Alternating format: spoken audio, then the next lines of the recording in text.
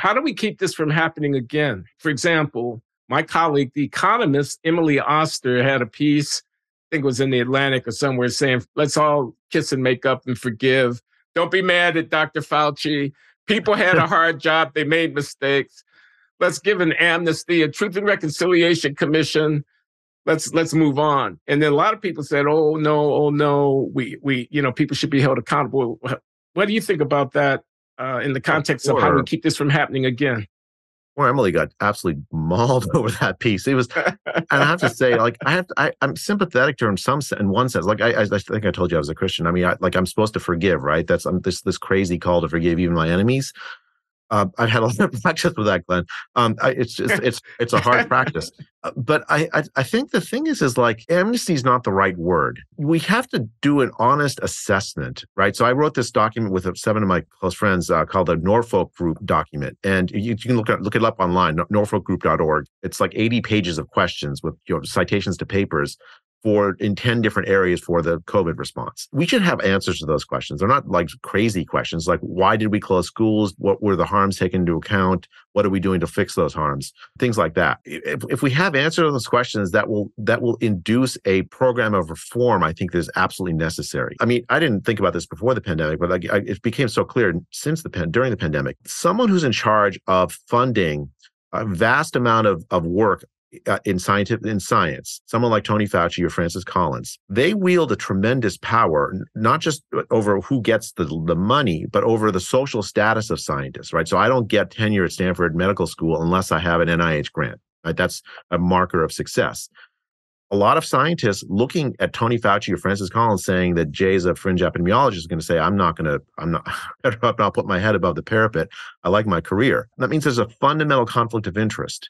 You can't have the funders of science then essentially taking very strong positions in health policy, because that creates a self-censorship kind of incentive among scientists. So even if they disagree with Tony, they won't speak up.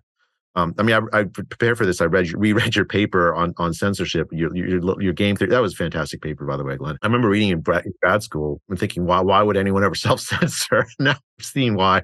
But yeah, it's a really insightful paper. And so that means that the program of reform is make it a conflict of interest for a funder of science to launch themselves into policy. They should just be funding excellent science and not saying anything at all about epidemiological policy. That would have been much more healthy. But so that's what we need, an honest commission to actually answer these basic questions, and then a reform agenda that comes out of the answers. Just like after the Challenger disaster, the space shuttle blows up, Richard Feynman dips the O-ring in the ice in front of Congress, and then all of a sudden we have this reform agenda for NASA, right? It doesn't happening. And I think that's what we really need. You see any prospects of that happening? I mean, because time is running out, right? I mean, we want to do it as quickly, as close to the events as possible. Some countries already had some of this. So like Norway has 2 commissions where they've like castigated themselves over closing the schools. The UK has a commission that's going to go for 3 years. So I don't know that the time's necessarily running out. Maybe cooler heads need to happen before the decisions that were made were the politicians owned them, right? The ones that made them. And so maybe they need to be out of power before you can really make an honest assessment. I testified in the House a couple of times the last few months. And it's so polarized. It just seems, I just despair of having an honest assessment. Well, the Democrats are saying, oh, it's all misinformation. Everything was just misinformation. If only there wasn't misinformation, we would have all been in utopia, which is ridiculous. And the Republicans are, I think many of them, not all of them, but many of them are trying to get some honest question. But a lot of them were, I mean, there were like a lot of problems in communication in Republican circles too, right? There really was some misinformation that floated around. So they don't want to admit that. I don't really like to think that you need political things to happen to have truth come out, but I think in this case you kind of do. I think the 2024 election will be really interesting because you have people in both political parties that are anti-lockdown, prominent people. Ron DeSantis most prominently in the Republican Party, RFK Jr. and the Democratic Party. We're going to have this conversation, and it's going to be in a political setting. I think it can be healthy. Okay, I'm thinking about recrimination and retribution. Suppose I have a governor who sends people to nursing homes and the death toll is very high as a consequence of the transmission. And he acted without full information about what the consequences would be for whatever the reasons were. And then we can do an accounting. He has blood on his hands, or she. That's one kind of thing. Suppose I have a teachers union that is trying to protect its members from the possibility of exposure to disease, as well as the fact that it might be kind of a job action or a way of feather bedding or something like that to not have to come in. That's a different kind of thing. I mean, I wonder if we actually have the stomach for that kind of an ex post facto accounting. Well, I mean, that's the thing. The stakes you laid out earlier in our conversation are absolutely true. They were tremendous stakes. Like basically every aspect of social functioning was impacted by these decisions. Leaders made these decisions. I mean, unless they did something criminal, I don't think the right thing is to like have Nuremberg 2.0. I don't think that is actually a constructive way. These are people that have to continue. They're not like people that we can just throw away. Sending them to Siberia, that compounds the mistake. I think we have to have some honest assessment of what happened and then reform. I think a lot of these decisions were made by people that were in good faith making them.